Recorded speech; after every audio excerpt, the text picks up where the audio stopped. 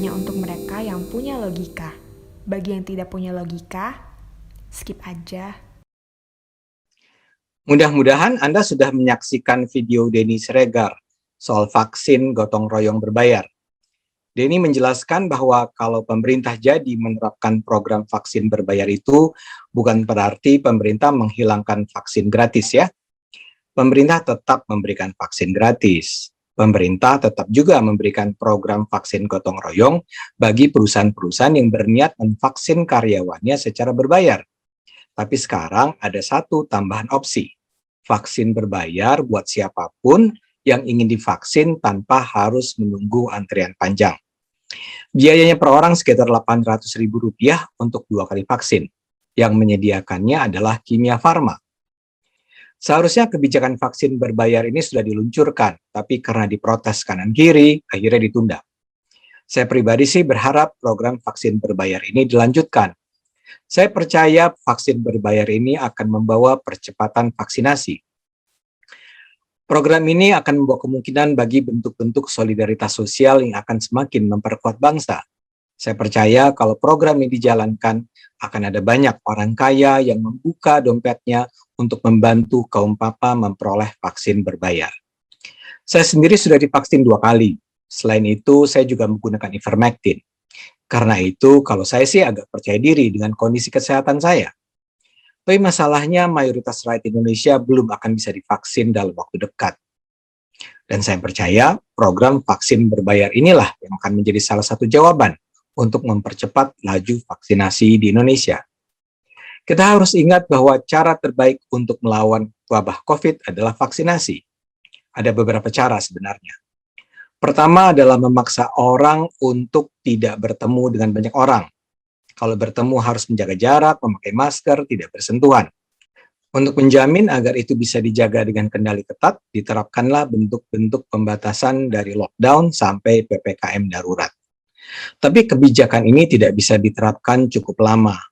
Kalau ini diterapkan terus, seluruh sendi masyarakat akan berantakan. Cara kedua adalah memperkuat daya tahan tubuh. Tapi ini juga tidak bisa diharapkan bisa tercapai dengan sendirinya hanya dengan gaya hidup sehat, makanan, vitamin, olahraga, dan seterusnya. Karena itu jawabannya adalah vaksinasi. Kalau mayoritas warga sudah divaksin, perang melawan COVID-19 akan bisa diakhiri. Kalaupun masih ada yang terjangkit COVID-19, tingkatnya tidak akan parah. Mungkin seperti flu biasa atau penyakit-penyakit ringan lainnya. Masalahnya Indonesia sangat besar. Kita punya 270 juta jiwa penduduk. Bagaimana kita bisa mengejar jumlah yang besar itu dengan cepat? Kita tidak bisa mengandalkan hanya pemerintah dengan program vaksin gratisnya. Kalau saja Indonesia percaya dengan ivermectin, kondisi mungkin akan lebih baik. Saya sendiri percaya ivermectin adalah obat yang setidaknya memperkuat tubuh dari serangan corona. Tapi karena ivermectin tidak dipercaya, ya mayoritas akan tetap rentan. Karena itu kita memerlukan langkah-langkah darurat. Dalam hal ini vaksin berbayar adalah salah satu jawaban. Memang ini akan nampak seperti pengingkaran terhadap janji semula. Dulu di awal pandemik, Presiden menyatakan bahwa pemerintah akan menjamin penyediaan vaksin gratis. Kok kini tiba-tiba saja berubah? BEM UI misalnya akan dengan bahagia menyebut ini adalah lagi-lagi bukti bahwa Jokowi adalah raja munafik. Tapi buat saya biarkanlah itu. Mereka yang nyinyir pada Jokowi akan terus nyinyir sampai mati. Mereka tidak perlu dipedulikan. Yang harus kita pedulikan adalah rakyat Indonesia. Dan diskresi semacam ini adalah langkah darurat yang pasti akan bisa diterima. Pemerintah sudah sangat siap.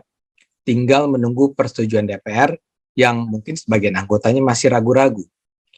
Masih ada yang menuduh bahwa dengan vaksin berbayar ini, pemerintah berbisnis dengan rakyat. Mudah-mudahan kecurigaan semacam ini bisa segera dihentikan. Karena di masa pandemi ini, kecurigaan adalah semacam penghambat yang bisa mengorbankan rakyat Indonesia. Vaksin berbayar ini adalah jawaban untuk mempercepat vaksinasi ke seluruh rakyat Indonesia. Tentu ada yang bertanya, tapi bukankah vaksin berbayar itu hanya bisa dinikmati oleh orang kaya? Mana mungkin rakyat kecil dengan penghasilan terbatas bisa membiayai vaksin berbayar buat dia dan keluarganya. Dalam hal inilah saya percaya pada kemurahan hati bangsa Indonesia. Indonesia dikenal di dunia sebagai negara yang warganya memiliki solidaritas tinggi. Awal Juni lalu, Badan Amal Charities Aid Foundation, CAF, menobatkan Indonesia sebagai negara paling dermawan berdasarkan World Giving Index. Karena itu saya percaya bila program vaksin berbayar ini akan dijalankan, kita bisa mengkampanyekan agar mereka yang lebih mampu bersedia menyisihkan sebagian uangnya untuk membantu yang kurang mampu. Mereka yang tinggal di zona merah atau kuning bisa mendata warga yang paling rentan terkena COVID-19 untuk kemudian dibantu memperoleh vaksin melalui program ini. Tentu saja perlu ada skala prioritas. Yang didahulukan adalah mereka yang memiliki mobilitas tinggi. Begitu juga para pengusaha dan orang kaya bisa mengeluarkan dana untuk membantu mereka yang bekerja di sektor informal, pedagang kaki lima, tukang ojek, dan seterusnya untuk memperoleh vaksin. Saya percaya para pengusaha atau perusahaan akan peduli karena mereka berharap ekonomi bergerak. Dan ekonomi hanya akan bergerak bila masyarakat berani keluar rumah. Bila para karyawan perusahaan dan juga mereka yang hidup di wilayah di mana perusahaan itu beroperasi sudah divaksin, mobilitas bisa dilakukan. Mereka yang selama ini juga sering mendermakan uangnya untuk kegiatan keagamaan bisa menyalurkan dananya untuk vaksinasi. Termasuk uang untuk korban tahun ini misalnya. Daripada digunakan untuk memotong hewan korban, kenapa tidak digunakan untuk membantu rakyat memperoleh vaksin? Atau mereka yang selama ini bercita-cita umroh dan naik haji, daripada dipakai untuk ibadah yang sangat personal seperti itu, mungkin ada baiknya disalurkan saja untuk membantu rakyat memperoleh vaksin. Saya yakin pahala untuk membantu rakyat memperoleh vaksin adalah sama besarnya atau bahkan lebih besar daripada berhaji. Saya juga baru saja bicara dengan pengusaha besar pemilik Sido Muncul, Pak Irwan Hidayat. Menurut dia, sebenarnya ada banyak pengusaha yang tergerak untuk membantu masyarakat soal vaksin. Pengusaha-pengusaha ini kan sudah membantu penyediaan alat kesehatan, dari masker, oksigen, APD, sampai ventilator buat masyarakat.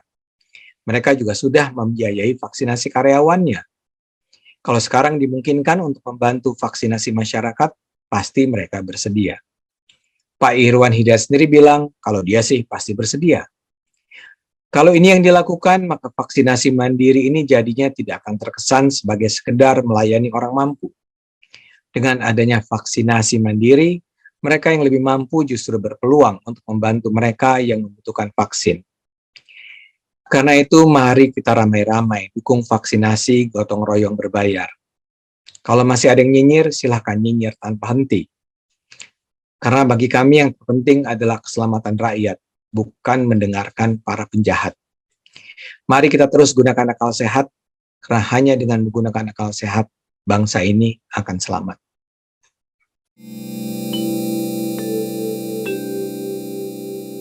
Video ini hanya untuk mereka yang punya logika. Bagi yang tidak punya logika, skip aja.